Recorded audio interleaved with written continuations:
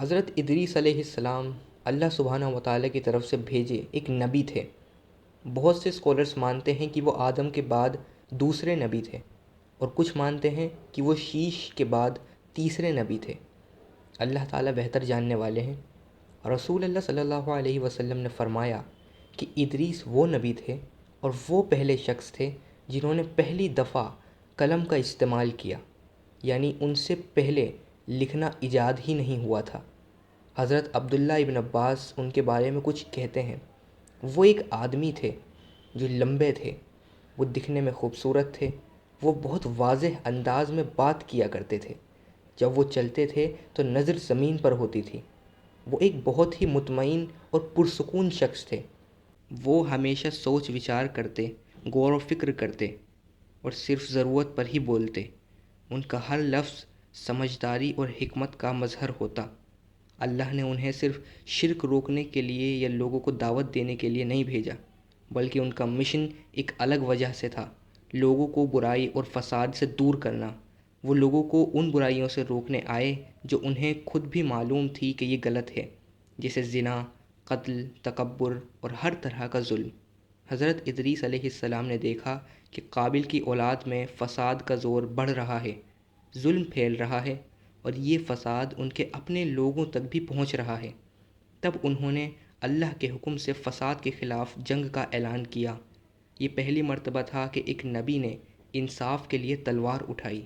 انہوں نے ایک فوج تیار کی، گھڑ سوار اور پیدل چلنے والے لوگ، جو قابل کی اولاد کے ظلم کے خلاف لڑنے نکلے۔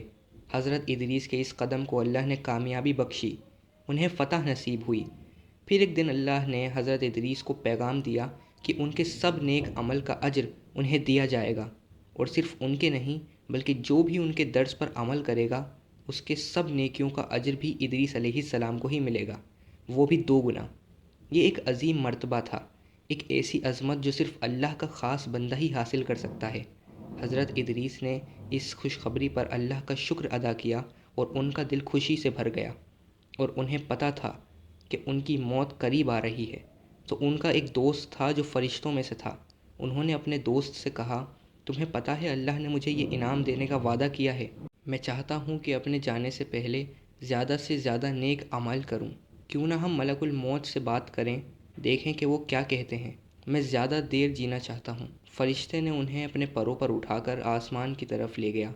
جب وہ چوتھے آسمان پر پہنچے تو ان کی ملاقات ملک الموت سے ہوئی۔ فرشتے نے کہا، یہ ادریس علیہ السلام ہیں۔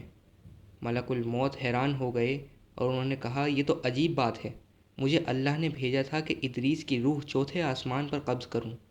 میں سوچ رہا تھا یہ کیسے ہوگا جب کہ وہ زمین پر ہیں۔ پھر اس وقت ادریس علیہ السلام کی روح قبض کر لی گئی۔ اب بھی وہ چوتھے آسمان پر ہی موجود تھے۔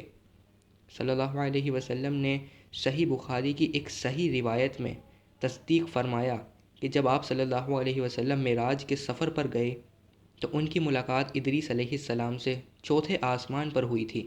یہ وہ سب کچھ ہے جو ہمیں ادریس علیہ السلام کی زندگی کے بارے میں پتہ چلتا ہے۔